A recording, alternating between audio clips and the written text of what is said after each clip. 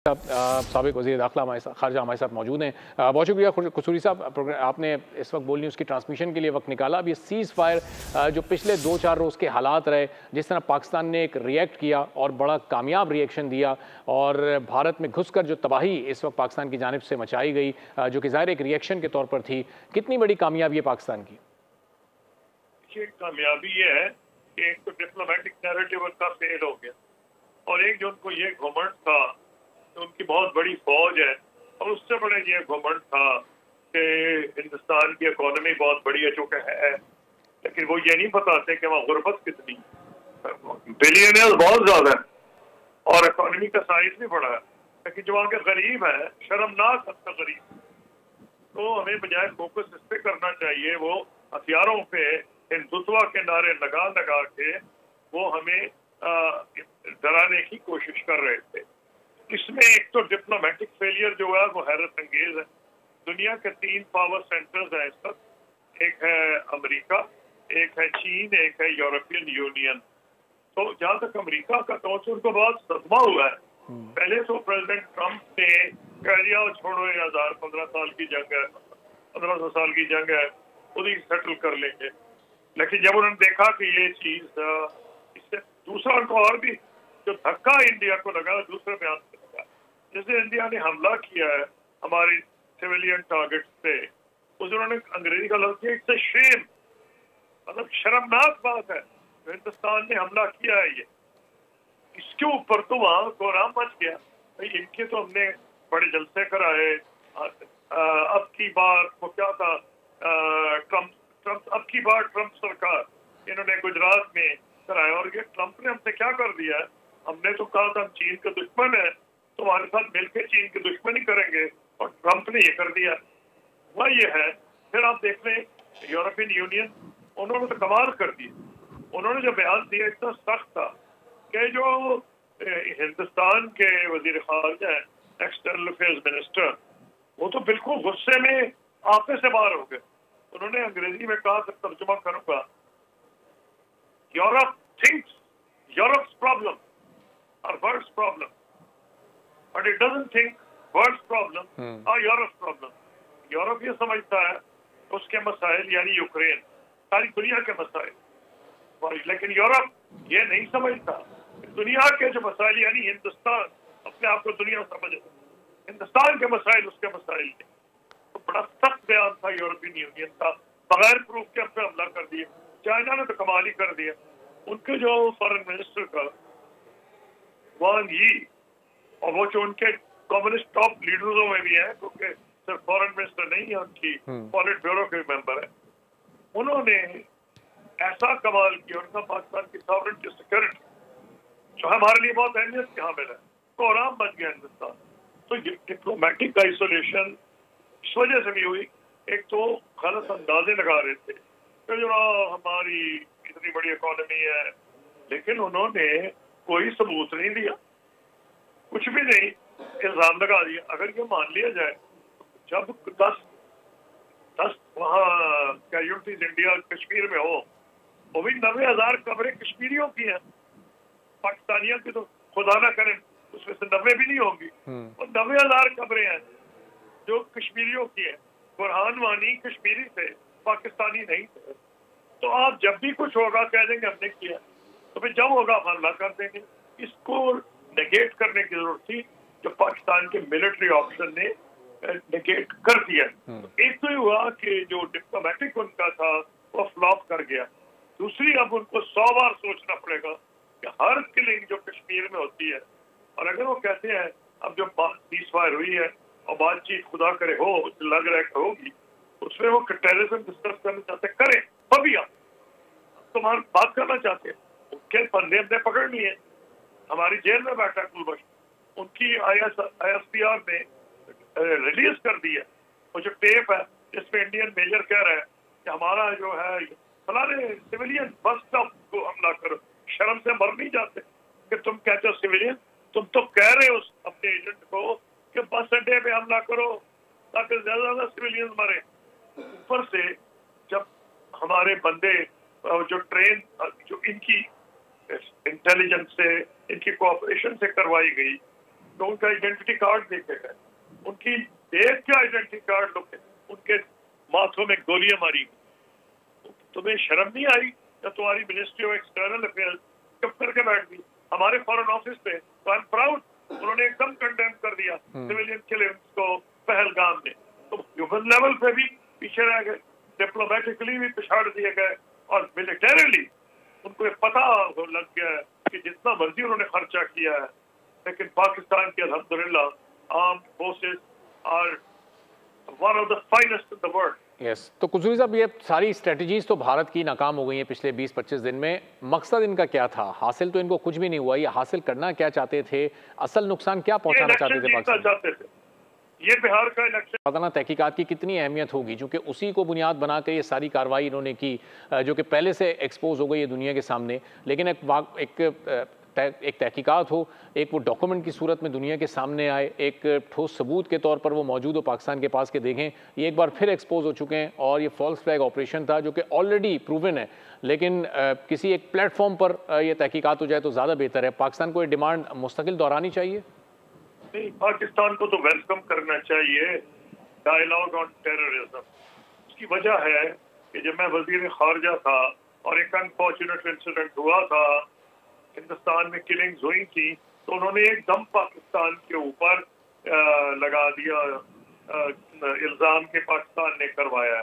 उस वक्त हम लोग क्यूबा में थे, प्रेसिडेंट मुशर्रफ उस सदर थे, मैं भी था क्यूबा में। क्यूबा में नॉन अलाइंड कॉन्फ्रेंस हो रही थी, तो हिंदुस्तान ने हमें फ्रेम करने की कोशिश की। हमने कहा तुम एंटी टेरर मैकेनिज्म कायम करो, जो इंडिया और पाकिस्तान जो भी टेररिस्ट इंसिडेंट हो उसको जाके इन्वेस्टिगेट करो। हमने तो बनाया था। अब ये जो बातचीत होगी, हमें चाहिए इन्वेस्टिगेट कराएं पहलगाम, इन्वेस्टिगेट कराएं ट्रेन की जो हाईजैकिंग हुई है, जिससे सिविलियंस को मारा गया, उसके पास में गोलियां मारी गई, तो करा लें। बिल्कुल, कश्मीर पे तो बात होगी, पानी पे तो होगी, लेकिन टेररिज्म पे भी होनी चाहिए। सही। और खासतौर पर जो इंडस वाटर ट्रीटी वाला इशू है, इस पर किस लेवल की बात होनी चाहिए? इसकी फौरी इसकी बहाली होनी चाहिए। मैं इसलिए कह रहा हूँ कि वो बात के बगैर तो पाकिस्तान ने कह दिया कि ये जिंदगी मौत का मसला है। उन्होंने यहाँ कहा है, पाकिस्तान में कई लोगों ने, कि अगर वो डैम जो आप इसलिए बनाए हैं पाकिस्तान का पानी रोक, आम डैम नहीं, हम पागल नहीं कि हम हिंदुस्तान के वो डैम उड़ा दें या हिंदुस्तान के लोग भूख से मार जाए। ना ना ना, मैं कह रहा हूँ वो डैम जो जखीरा कर रहे हैं बिजली बनाने के लिए, उसको हिंदुस्तान मिस यूज कर रहा है पाकिस्तान में पानी कंट्रोल करने के लिए, वो डैम हक बजाने होगा पाकिस्तान कि अगर आप कहें 25 करोड़ लोगों को आप भूख से प्यास से मारेंगे, तो फिर हक बजाने में पाकिस्तान ये कहना कि हम उनको उड़ाएंगे। इसलिए बातचीत तो जरूरी है, इंडस बेसिन ट्रीटी वापस आनी चाहिए। तो कुसूरी साहब, जब ये सीज फायर हुआ तो ज़ाहिर है पाकिस्तान का अपर हैंड था, तो पाकिस्तान के पास ज़्यादा बेहतर मौका होगा अपनी टर्म्स को मनवाने का, ख़ासतौर पर चूँकि एक देरीना मसला है कश्मीर का, और जो 5-6 साल पहले भारत ने 5 अगस्त 2019 को जो एक हरकत की आर्टिकल 370 की सूरत में, 35A की सूरत में, उस पर किस लेवल की बातचीत होनी चाहिए, और उसको क्या हम रिवर्स होता आने वाले दिनों में देख सकते हैं इस बातचीत के नतीजे में? देखिए, जब भी बातचीत होगी तो नामुमकिन है कि कश्मीर पे बात ना हो और वो कहेंगे टेररिज्म करो, हम उसके लिए तैयार हैं। पानी पे तो इसलिए होगी कि सारी दुनिया को पता है कि इंडिया ने वायलेट किया ट्रीटी। तो वो तो देखिए, अगर कॉम्पोजिट डायलॉग शुरू हो और कॉम्पोजिट अगर ना हुआ, कॉम्प्रिहेंसिव हो जाए, जो मोदी साहब खुद राजी हो गए थे। इस्लामाबाद जब सुषमा स्वराज साहिबा आई थी और मरहूम सरताज अजीज साहब यहाँ के वजीर खारजा थे, उसने प्राइम मिनिस्टर मोदी से खुद सुषमा स्वराज ने प्रपोज किया था कॉम्प्रिहेंसिव डायलॉग में रेडी है। हर इशू ऑफ कंसर्न जो है, टेररिज्म, कश्मीर, पाकिस्तान, सब पे बात होनी चाहिए। तो इन्होंने ही प्रपोज किया। जब भी टॉक होगी हम कहेंगे आप ही ने किया था, बात कर दें। और कुसूरी साहब, हर थोड़े अरसे बाद हम देखते हैं, साल 2 साल बाद जैसी पाकिस्तान की इकॉनमी थोड़ा ग्रो करने लगती है, तो ये इस तरह के किसी फॉल्स फ्लैग ऑपरेशन को बहाना बनाकर और फिर ये हालात ख़राब किए जाते हैं, कशीदगी बढ़ाई जाती है। तो कोई ऐसा मैकेनिज्म भी बनना चाहिए दोनों ममालिक के दरमियान कि बस अब ये बहुत हो गया, अब ये हर साल 2 साल 1.5 साल बाद आप इस तरह का कोई मिस एडवेंचर ना करें, और ये भी मामला तयशुदा होने चाहिए, मामला तय होने चाहिए कि अब इस तरह बगैर सबूत के कोई इल्ज़ाम नहीं लगाया जाएगा और उस पर फिर वन साइडेड हमला नहीं शुरू कर दिया जाएगा।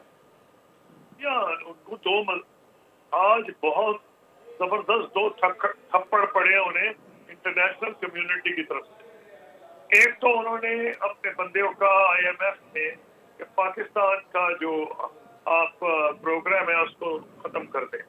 दूसरा, वर्ल्ड बैंक जिसके हेड खुद इंडियन है, उन्होंने भी कहा है कि वो पाकिस्तान को इंडियन, यानी he is an Indian person of Indian origin, मुझे नहीं पता उनकी क्या नेशनैलिटी है, वो डुअल कैरेज है, डुअल नेशनैलिटी यानी इंडियन है, सिख है।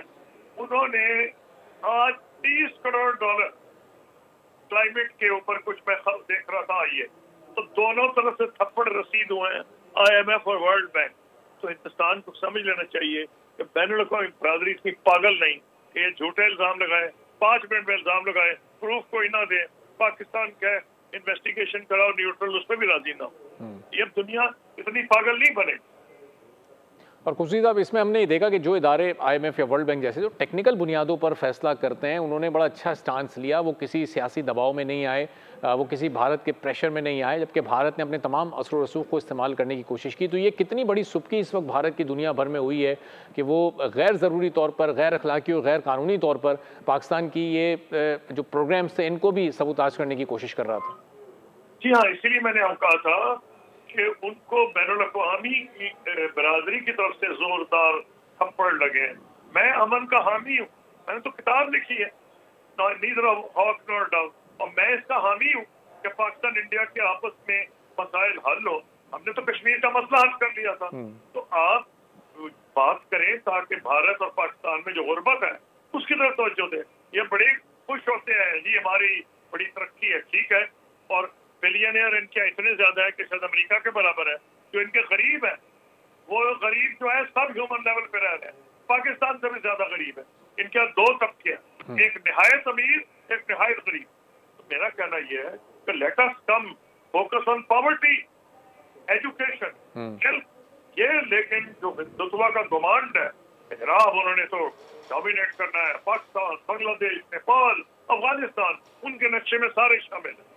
तो खुर्शीद साहब, अब ये सीज फायर जब हो चुका है, हमने देखा कि अमेरिका की इंटरवेंशन से हुआ, अब इसमें किसी भी सालिस की या थर्ड पार्टी की इंपॉर्टेंस क्या होती है? जब ये टेबल टॉक शुरू होगी, वो किस लेवल की होगी और कितनी टेबल टॉक्स होंगी, उस बातचीत के, मुज़ाकरात के कितने दौर चलेंगे? जो पहली टेबल टॉक होगी उसमें किस लेवल के और क्या क्या मामला डिस्कस किए जाएंगे? अभी आगे का सिलसिला कैसे चलेगा और कितना देर पाओगा ये? मैं एक चीज़ आपको बता देता हूँ, अमेरिका जो पड़ गया है तो वो नहीं चाहेगा कि प्रेसिडेंट ट्रंप की सुर्खी हो। अच्छा। अमेरिका ये चाहेगा कि कुछ ना कुछ इसका निकले। वो निकलेगा तब जब डायलॉग शुरू होगा। डायलॉग तभी शुरू होगा जब किसी, या कॉम्पोजिट कह लें, कॉम्प्रिहेंसिव कह लें, उसमें सारे मसाइल डिस्कस होंगे। मैं नहीं समझता कि प्रेसिडेंट ट्रंप अपनी बेइज्जती कराएंगे ये कह के कि मैंने दोनों को कन्विंस कर लिया है, दोनों को मुबारकबाद दे दी है। ये अच्छी बात है कि अमेरिका का इंटरेस्ट है, चीन का इंटरेस्ट है, यूरोपियन यूनियन का होगा, कोई शक ही नहीं कि सऊदी अरेबिया और ईरान का भी और UAE का और कतर का भी इसमें इंटरेस्ट हो। ठीक है, बहुत बहुत शुक्रिया खुर्शीद महमूद कसूरी साहब, साबिक वज़ीर ख़ारजा, हमारे साथ मौजूद थे। सब्सक्राइब करें और बेल दबाएं ताकि कोई खबर रह न जाए।